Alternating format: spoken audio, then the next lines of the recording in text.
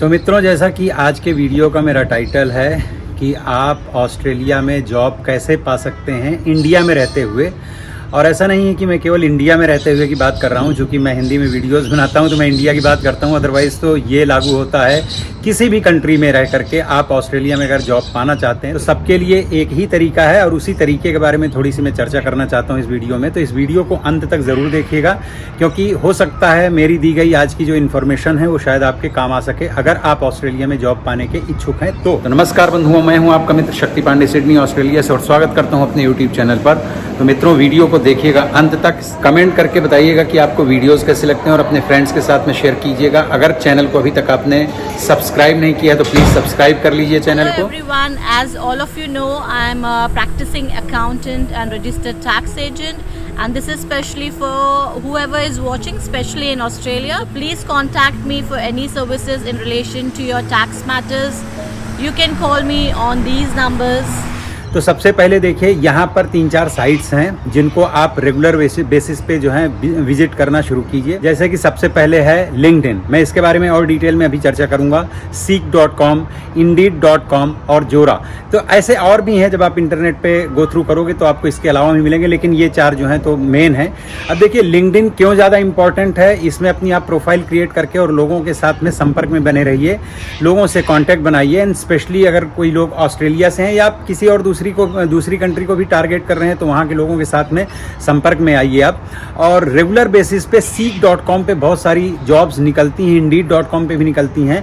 इनमें आप देखिए, क्योंकि जब आप यहाँ जॉब अप्लाई कर रहे होते हैं, मैं डिटेल में जाऊँगा, लेकिन यहाँ 1-2 बातें हैं मुझे लग रहा है बीच बीच में आपको बताता चल रहा हूँ कि समझ लीजिए। ऑस्ट्रेलिया में अगर आपको जॉब पानी है, अगर आप ऑस्ट्रेलिया में रहते हैं तो भी ये काम करता है, और अगर आप बाहर से भी अप्लाई करते हैं कि मान लीजिए आप लिंक्डइन में किसी के संपर्क में आते हैं और कोई व्यक्ति है जो ऑस्ट्रेलिया में किसी कंपनी में बड़ी पोस्ट पे है या छोटी पोस्ट पे भी है, या किसी भी आपके रिलेटेड फील्ड से है और उसी कंपनी से जॉब निकली seek.com पे या दूसरे किसी प्लेटफॉर्म में, तो ये बंदा आपको अगर रेफ़र कर देता है, मतलब एक व्यक्ति अगर कंपनी के अंदर जॉब कर रहा है और वो आपको अपना रेफरेंस दे रहा है, वो सचमुच बहुत ज़्यादा वर्क करता है। तो सबसे पहले तो आप क्या कीजिए कि ऑस्ट्रेलियन गवर्नमेंट की जो अपनी वेबसाइट है, जहां से आप सारे वीज़ा सब क्लास और ये वीज़ा से रिलेटेड जो भी रिक्वायरमेंट्स हैं उन सबको आप जा करके देख लीजिए। मैं उस वेबसाइट का लिंक जो है तो अपने डिस्क्रिप्शन में डाल दूंगा, तो वहाँ जा करके आप चेक कर लीजिएगा।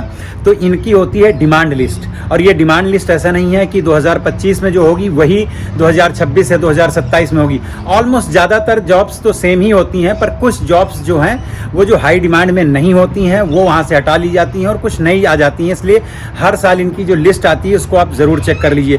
उसके हिसाब से फिर आप अपनी एजुकेशन, अपनी प्रोफाइल, अगर आपका कोई वर्क एक्सपीरियंस है या जिस फील्ड में आपने जॉब कर रखा है, और ये बात मैं केवल डॉक्टर, इंजीनियर्स या IT प्रोफेशनल्स के लिए नहीं कर रहा हूँ भैया, ये बिल्कुल कंस्ट्रक्शन साइड में काम करने वाले टाइलर से लेकर के और प्लम्बर से लेकर के इलेक्ट्रीशियन से लेकर के किसी भी छोटी मोटी जॉब से लेकर के बड़ी से बड़ी पोस्ट के लिए सभी के लिए एप्लीकेबल है, बशर्ते कि वो जो आपकी जॉब प्रोफाइल है वो इनकी डिमांड लिस्ट में होनी चाहिए।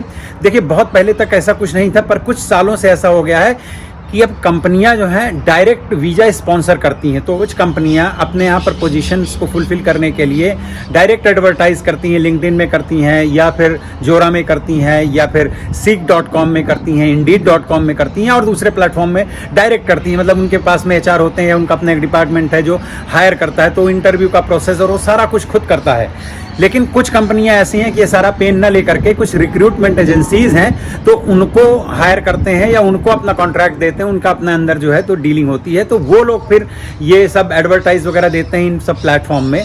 तो अगर आप इंडिया या किसी दूसरी कंट्री में रह करके और जॉब अप्लाई करना चाहते हैं ऑस्ट्रेलिया में, ताकि आपको वीज़ा वाला जो अलग से पूरा पेन है न उठाना पड़े, डायरेक्ट आपको कंपनी करे, तो अब देखिए कंपनियां क्या करती हैं। अगर वो स्पॉन्सर कर रही हैं तो क्या क्या फ़ायदा आपको होगा कि वो वीज़ा भी स्पॉन्सर करेंगे, वीज़ा का जो खर्च होगा वो आपको स्पॉन्सर करेंगे, और आपके आने का टिकट भी देंगे। अगर आप शादीशुदा हैं तो आपके स्पाउस का भी ज़्यादातर कंपनियां देती हैं। इसके अलावा भी कुछ और भी बेनिफिट्स जो हैं तो कंपनियां देती हैं, वो डिपेंड करता है कंपनी टू कंपनी पर। मैक्सिमम कंपनीज जो विदेशों से अपने लिए एम्प्लॉई हायर करते हैं वो लोग जो है किराया और वीज़ा फीस वगैरह सारी चीज़ें देते हैं, और बहुत सारी कंपनियां तो आप जब यहाँ आते हैं तो शुरुआत में आपके रहने वहने की व्यवस्था में भी हेल्प करते हैं, काफ़ी कुछ करते हैं। फिर अगर आपका किसी कंपनी के स्पॉन्सरशिप से वीज़ा मिलता है तब तो आपको टेंशन लेने की ज़रूरत नहीं है। समझिए कि आप यहाँ पर बस काम आपको आता होना चाहिए, मेहनत करेंगे तो आपको यहाँ सब कुछ मिल जाएगा। लेकिन जब आप इन सारे प्लेटफॉर्म्स में जिनका मैंने अभी यहाँ पे जिक्र किया है, अगर वहाँ पे आप अप्लाई करते हैं तो देखिए वहाँ तो सैकड़ों जॉब्स होंगी, हज़ारों जॉब्स होंगी, लेकिन सभी वैकेंसी में आपको जाकर के अप्लाई नहीं करना है। आप बहुत डिटेल में उस चीज़ को पढ़िए कि उनका डिस्क्रिप्शन जो लिखा हुआ है जॉब से रिलेटेड, उसमें आप पढ़ करके देख लीजिए, क्योंकि कई में मेंशन करते हैं कि वो ऑस्ट्रेलियन सिटीजन्स को लेंगे या न्यूजीलैंड सिटीजन्स को लेंगे, या यहाँ जो ऑलरेडी पीआर हैं उन्हीं के लिए वो अप्लीकेबल है। तो उन सब चीज़ों को देख लिए, और जिसमें मेंशन किया है कि भाई हाँ हम आपको स्पॉन्सर करेंगे और हम दुनिया के किसी भी देश से एम्प्लॉय चाहते हैं, मतलब उसमें सब चीज़ें लिखी होती हैं डिटेल में, उन्हीं में अप्लाई कीजिए। क्योंकि अनावश्यक अगर आप दूसरे उसमें जिसमें मेंशन किया हो भैया हमको बाहर से नहीं, यहीं विद इन कंट्री ही एम्प्लॉय चाहिए, और उसमें आप अप्लाई करके अपना टाइम एनर्जी वेस्ट ना करें। अब देखिए अगर रिक्रूटमेंट एजेंसीज हैं, और क्योंकि लाखों अप्लीकेशंस आते हैं और आपने भी डाला है और आपकी जॉब प्रोफाइल मैच कर रही है जो भी आपने एडवर्टाइज में देखा है पोजीशंस, तो आप क्या करें कि रिक्रूटमेंट एजेंसीज में, अगर आप ऑस्ट्रेलिया में तो भी आपके लिए काम करेंगे, मैं बड़े एक्सपीरियंस के साथ में कह रहा हूँ, तो अक्सर क्या होता है कि बहुत सारी कंपनियों ने एक रिक्रूटमेंट एजेंसी को अपने लिए जो है एम्प्लॉयज़ हायर करने के लिए बोला है, तो वहाँ पे भी कई कर्मचारी होते हैं, कई ऑफिसर्स होते हैं, तो पर्टिकुलर कुछ कंपनियों का काम एक ही एम्प्लॉय देख रहा होता है। तो अगर आपने अप्लाई किया तो ये नहीं कि अप्लाई करके आप चुप बैठ जाएं, अगर उस बंदे का कोई कॉन्टैक्ट डिटेल है तो उसे आप थोड़ा सा फॉलोअप कर सकते हैं। मतलब ऐसा भी नहीं कि आप उसके दिमाग में चरस बो दें, मतलब उसको आप पागल कर दें, इतना ज़्यादा उसके पीछे न पड़िएगा, बट डिसेंसी के साथ में कि हफ्ते में एक आध बार ईमेल लिख दिया, अगर फ़ोन नंबर हो तो भाई हफ्ते 10 दिन में एक आध बार टेक्स्ट करिए, मतलब थोड़ा सा फॉलोअप कीजिए, क्योंकि कई बार फॉलोअप करने से भी आपकी फ़ाइल खुल सकती है और आपका देखा जा सकता है। तो पहली चीज़ तो आप रेज्यूमे बहुत ही अच्छा और प्रोफेशनल ढंग से बनाएं। इस रेज्यूमे बनाने में बहुत टाइम लें और अच्छे सटीक ढंग से बनाएं, क्योंकि आजकल जो जॉब्स शॉर्टलिस्ट करने का काम है सब रोबोटिक हो गया है भैया, सब एल्गोरिदम से होता है। तो जब आप अपना बना रहे हैं रेज्यूमे तो उसको देखिएगा कि इसमें सारे वर्ड्स, कीवर्ड्स वो सब प्रॉपर होने चाहिए, ताकि वो आप एटलीस्ट आपका रेज्यूमे जो है तो शॉर्टलिस्ट हो सके। तो इन 4 प्लेटफॉर्म में से कहीं पर भी आप अपनी प्रोफाइल्स बना करके और इनमें फॉलोअप करें, प्लस आप देख लें कि जो चीज़ें डिमांड में यहाँ पर हैं या जिस तरह की प्रोफाइल्स, जिस तरह की जॉब्स, जिस तरह का उनकी डिमांड है, क्या आपकी प्रोफाइल उनके साथ मैच करती है। नहीं करती है तो हताश ना हो, परेशान ना हो, दुखी ना हो, फ्रस्ट्रेटेड और स्ट्रेस्ड ना हो। आप अपनी प्रोफाइल साल 6 महीने का टाइम लीजिए और उस तरह की बनाइए, फिर उसी से रिलेटेड वैसा ही आप रेज्यूमे भी क्रिएट कीजिए और फॉलोअप करना शुरू कीजिए। देखिए कहते हैं जहाँ चाह है वहाँ राह है। मैंने ऐसे ऐसे लोगों को इस तरह के प्रयास करके और जॉब्स पाते हुए देखा है। 1-2 मेरे वीडियोस भी मेरे चैनल में पड़े हैं, आप देखिएगा। आप मतलब आपको आश्चर्य होगा कि जिस जॉब के लिए कम से कम 2 लाख लोगों ने इंटरव्यू दिल्ली में दिया था, उसमें से 4 लोग ही केवल सिलेक्ट हुए, और एक बंदा जिसका मैंने इंटरव्यू किया है वो उन 2 लाख लोगों में से था। 2 ही लोग पाए थे, क्योंकि बाकी 2 लोगों ने अपने उनके कुछ कारण थे नहीं हो पाया। उसको भी बेचारे को साल 1.5 साल तक वेट करना पड़ा था। फिर जब उसने इंग्लिश का अपना टेस्ट दिया और वो उसमें जितने भी रिक्वायर्ड बैंड्स थे आ गए, उसके बाद में ही हुआ। तो कंपनियां आपको वीज़ा नहीं देती हैं, ध्यान रखिएगा। वीज़ा आपको ऑस्ट्रेलियन गवर्नमेंट ही देगी, या जिस भी कंट्री में आप अप्लाई कर रहे हैं जॉब, उस कंट्री की गवर्नमेंट ही वीज़ा देती है। वीज़ा देने की पॉलिसीज़ गवर्नमेंट का काम है बनाना, और गवर्नमेंट का काम है वीज़ा देना। केवल कंपनियां आपको स्पॉन्सर करती हैं, और उसी कंडीशन में स्पॉन्सर करती हैं जबकि आप उनके द्वारा निकाली गई पोजीशन के लिए फिट हों, आपकी प्रोफाइल फिट हो और आप इंटरव्यू क्लियर कर लें। क्योंकि ऐसा नहीं है कि आपने अप्लाई किया और आपका हो गया, आपके हो सकता है कई राउंड्स के इंटरव्यू हों। अब किस तरह की जॉब है, हाई प्रोफाइल जॉब है या लो प्रोफाइल जॉब है, उस तरह के ही इंटरव्यू होंगे। प्रैक्टिकल तक वो सब करवाते हैं। जब उनको बिल्कुल समझ में आ जाएगा, जब वो कन्विंस्ड हो जाएंगे कि हाँ ये कैंडिडेट हमारे लिए परफेक्ट है, तभी वो आगे बात बढ़ाएंगे और फिर वो आपके वीजा स्पॉन्सरशिप के लिए आगे बढ़ेंगे। आगे कोशिश करेंगे कि आप लिंक्डइन में थोड़ा सा एक्टिव हों और वहाँ से लोगों से रिलेशंस बनाएं। और जो मैं इंफॉर्मेशंस अभी दे रहा हूँ, इसके अलावा भी बहुत सारे प्लेटफॉर्म प्लेटफॉर्म और इसके अलावा भी बहुत सारे तरीके हो सकते हैं, और हो सके तो कमेंट करके आप मुझे भी एनलाइटन कीजिएगा, मुझे भी इन्फॉर्म कर दीजिएगा। आपके कमेंट को पढ़ करके और लोगों को भी पता चलेगा। मैं अपने लेवल की जानकारी आपके साथ में शेयर कर रहा हूं, लेकिन इसके अलावा भी और भी बहुत सारे तरीके हो सकते हैं। भाई आप प्रोफेशनल्स को के पास जाइए, बहुत सारे एजेंट्स हैं जो अच्छे एजेंट्स हैं, मार्केट में पता लगा लीजिए। मैं अभी भी बार बार कहता हूं, हमेशा कहता हूं कि एजेंट जब आप सेलेक्ट कर रहे हैं अपने लिए कोई भी, तो बहुत सोच समझ करके उसके बारे में अच्छे से जानकारी निकाल करके ही करें, क्योंकि कुछ अच्छे एजेंट्स हैं तो कुछ लोग फ्रॉड भी हैं। तो थोड़ा सा अच्छे व्यक्ति के पास जाएं, अच्छी एजेंसी में जाएं, अच्छे एजेंट के पास जाएं, ताकि आपका पैसा नहीं डूबे। और हाँ, अगर आप लिंक्डइन में या किसी दूसरे माध्यम से, फेसबुक के माध्यम से, कहीं से भी अगर ऑस्ट्रेलिया या किसी दूसरे देश में रह रहे लोगों से मदद चाहते हैं, तो उनके साथ जब आप संपर्क स्थापित करें तो थोड़ा पेशेंस रखें, थोड़ा मैनर्स के साथ में उनके साथ में पेश आएँ, तो ही मुझे लगता है कोई आपको हेल्प करेगा। अदरवाइज आप इस तरह से बिल्कुल आदेश देंगे कि मेरे को भी आना है, अभी करवा दो, अभी बता दो। जैसे कि मैंने वीडियो डाल करके और आपके ऊपर कोई ये कर दिया, पाप कर दिया। अरे भाई, मैं वीडियो बनाना मेरा काम है। मैं अभी फिर से कह रहा हूँ कि मैं अपना कोई इस तरह से वीज़ा वगैरह दिलवाने का काम नहीं करता हूँ। मेरे पास ऐसी कोई एजेंसी नहीं है, मैं कोई ब्रोकर नहीं हूँ, मैं कोई एजेंट नहीं हूँ। मैं तो थोड़ी बहुत इन्फॉर्मेशंस देता हूँ, अगर किसी के काम आ जाती हैं। कई बार जो है पर्सनल कांटेक्ट करते हैं, अगर मुझे लगता है कि मैं सक्षम हूँ उनकी सहायता करने में, तो वर्बली जो बातचीत करके मैं सहायता कर सकता हूँ, कुछ इन्फॉर्मेशंस और होती हैं वो मैं दे देता हूँ। इसके अलावा इससे ज़्यादा मैं कुछ नहीं करता हूँ। तो मित्रों, देखिए, ये वीडियो का फर्स्ट पार्ट था। इसी वीडियो में, ऐसा नहीं कि जब मैं सेकंड पार्ट बोलता हूं तो कोई दूसरा वीडियो होगा, इसी वीडियो का अगला जो हिस्सा है वो अभी हम अपने एक मित्र आए हुए थे मुंबई से, उनके साथ हम गए थे ब्रिस्बेन। तो देखिएगा, बहुत खूबसूरत ब्रिस्बेन है, और छोटा सा वो भी पोर्शन है, उसे भी देखिए और एंजॉय कीजिए मेरे इसी वीडियो के व्लॉगिंग वाले अंश को, और बने रहिए वीडियो के अंत तक। और इसी तरह से आप अपना प्यार बनाए रखिए, चैनल को सब्सक्राइब कर लीजिएगा, वीडियो को लाइक ज़रूर कीजिएगा, कमेंट करके बताइएगा अगर किसी दूसरे टॉपिक पर आप वीडियो चाहते हैं। इसके अलावा भी आपके मन में, आपके दिल में कोई बात है तो मुझे कमेंट करके आप ज़रूर बताइएगा। अपना बहुत बहुत ध्यान रखिए। तो देखिए मित्रों, अब हम अपने होटल से निकल रहे हैं और आज हम जा रहे हैं ब्रिस्बेन। हालांकि ये गोल्ड कोस्ट से ब्रिस्बेन बहुत ज़्यादा दूर नहीं है और क्वींसलैंड में ही पड़ता है, क्वींसलैंड ही है ना यहाँ। तो लॉबी में है, देखो हम फर्स्ट टाइम मैं भी जा रहा हूँ ब्रिस्बेन।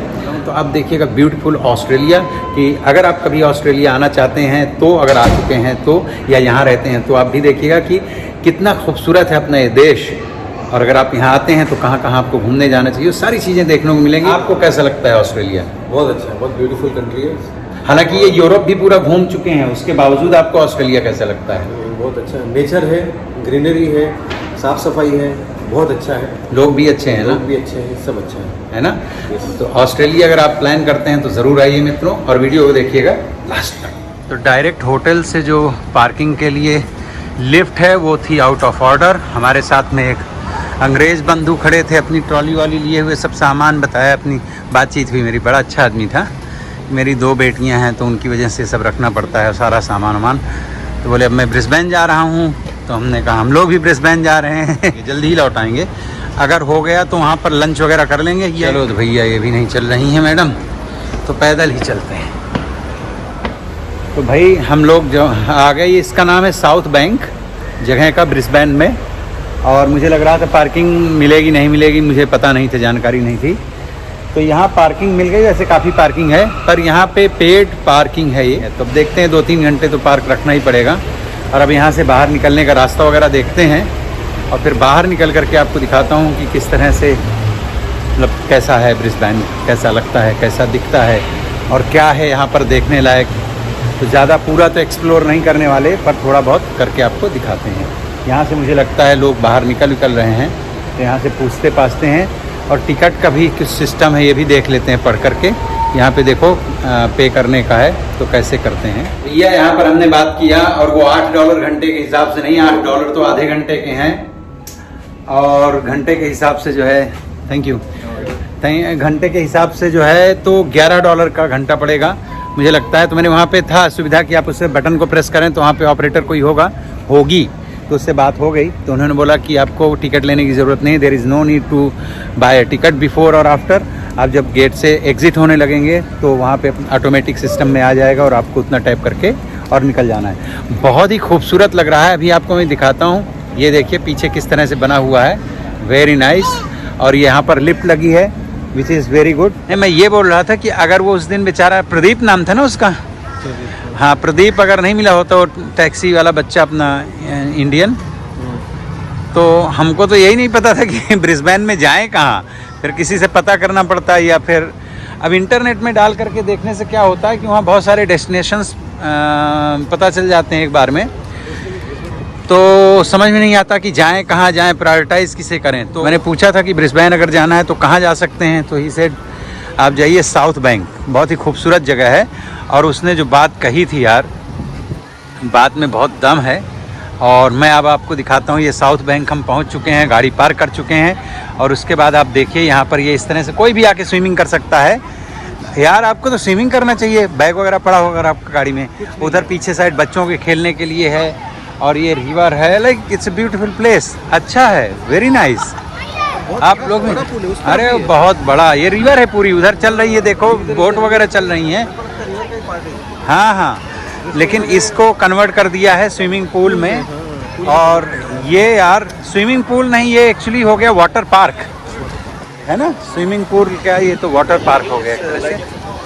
और बीच के लिए यहाँ पे, और ये देखो बढ़िया बीच बना दिया है रेत वगैरह डाल के, इट्स ब्यूटीफुल यार। ब्रिस्बेन भी हम आएंगे नेक्स्ट टाइम अपनी फैमिली के साथ, अंशिका वगैरह को लेकर के। और अगर पानी पीना चाहते हैं तो यहाँ से पानी पी सकते हैं, ये ऐसी सुविधा हर जगह होती है पानी पीने की। और ये देखिए खूबसूरत सा एक क्रिएट किया है बीच इन्होंने, या wonderful place, beautiful place, I like it, I liked it.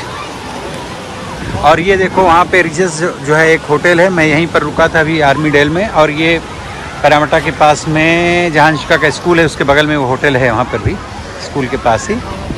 तो ये कुछ इस तरह से दिखता है, वेरी गुड, अच्छी जगह है भाई। और वहाँ से आपको लाइक बोट वगैरह मिल जाएंगी, तो कहीं भी जाना है तो फेरी में बैठ करके आप जा सकते हैं। इनका होगा अपना कुछ रूट वगैरह, अभी पता नहीं है। नेक्स्ट टाइम आएंगे तो पूरे दिन के लिए आएंगे और तलाश करेंगे कहीं फ्री की पार्किंग मिल जाए स्ट्रीट टू स्ट्रीट साइड में, थोड़ा बहुत चल वगैरह, क्योंकि ये तो काउंसिल की पार्किंग है, तो काउंसिल की पार्किंग तो थोड़ा एक्सपेंसिव होती ही है, पर हाँ गाड़ी सुरक्षित रहती है। वैसे तो यहाँ पे ज़्यादातर पार्किंग्स में जो है गाड़ी सुरक्षित ही रहती है, कोई जल्दी चोरी वोरी होती नहीं, पर कहीं कहीं कुछ ना कुछ घटनाएं दुर्घटनाएं हो जाती हैं। अभी मैं आर्मी डेल गया था, तो जो हमारे मित्र हैं जिनके यहाँ पर मैं गया था, तो उनकी BMW 1 साल पुरानी ही गाड़ी थी, दरवाजे के सामने से चोर उठा ले गए। हालांकि उसमें ट्रैकर वगैरह लगा था, तो उन्होंने ट्रैक कर लिया और पुलिस की मदद से गाड़ी दूसरे या तीसरे दिन ही रिकवर हो गई थी। तो ये है, देखिए इस तरफ ये वाटर पार्क जैसा है, और सामने है रिवर जहाँ पर वो बोट्स वगैरह चल रही हैं, फेरी वगैरह की, ये देखिए। तो काफ़ी बढ़िया जगह है भाई, वाह भाई वाह।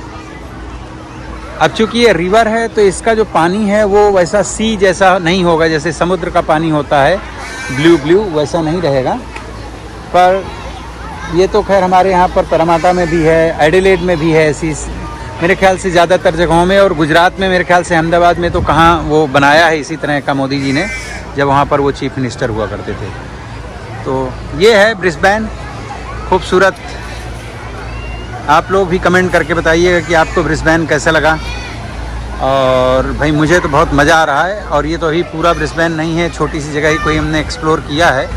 और जिस हिसाब से यहाँ पर पब्लिक आई हुई है उस हिसाब से मुझे लगता नहीं कि हमको पार्किंग वगैरह मिलना चाहिए था। नहीं, हमें पार्किंग नहीं मिलना चाहिए था जितनी पब्लिक आई है, बट मतलब पता नहीं कैसे पार्किंग मिल गई है। पार्किंग अभी खाली भी है उसमें। और क्या लग रहा है जैसे आज छुट्टी का दिन हो, ऐसा लग रहा है ना। हाँ, क्योंकि अभी बच्चों की छुट्टियाँ देखिए, यहाँ पर ज़्यादातर बच्चे हैं, तो मैक्सिमम लोग यहाँ पर हैं इस वक्त वो हैं जो फैमिली वाले हैं। देखिए सबकी स्ट्रॉलर्स वगैरह, प्राइम वगैरह खड़ी हुई हैं, तो वही लोग ज़्यादातर आए हैं अभी इस वक्त जो बच्चों वाले हैं। तो छुट्टियाँ हैं क्योंकि अभी ये मंथ एंड तक। हाँ, ये देखो बच्चे किस तरह से मिट्टी और रेत में खेल रहे हैं।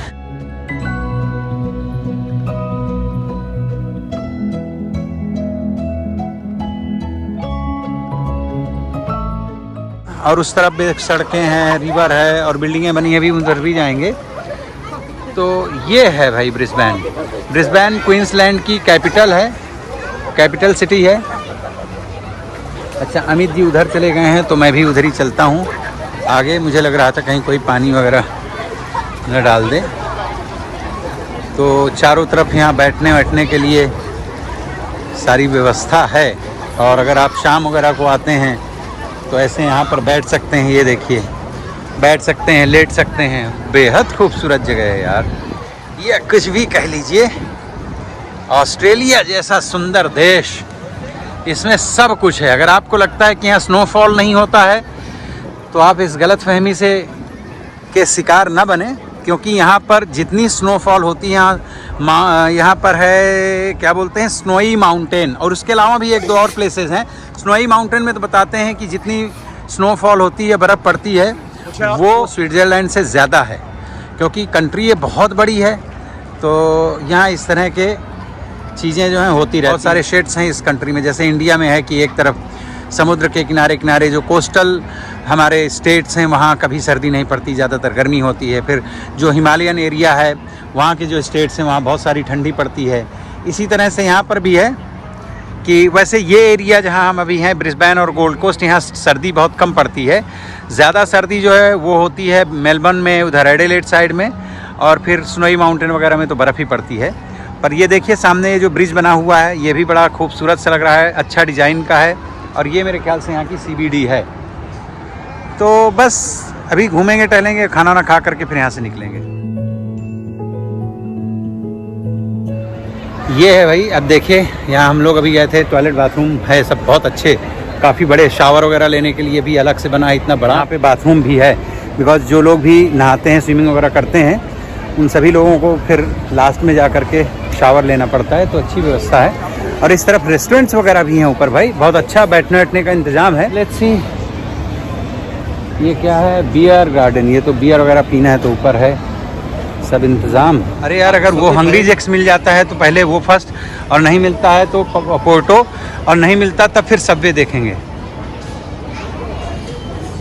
यहाँ का मार्केट का रेट ज़रा पता करते हैं, आके आइए देखते हैं। एक दो जोड़ी चप्पल लेनी थी, अगर सस्ती मिल जाए तो ले लेता हूँ।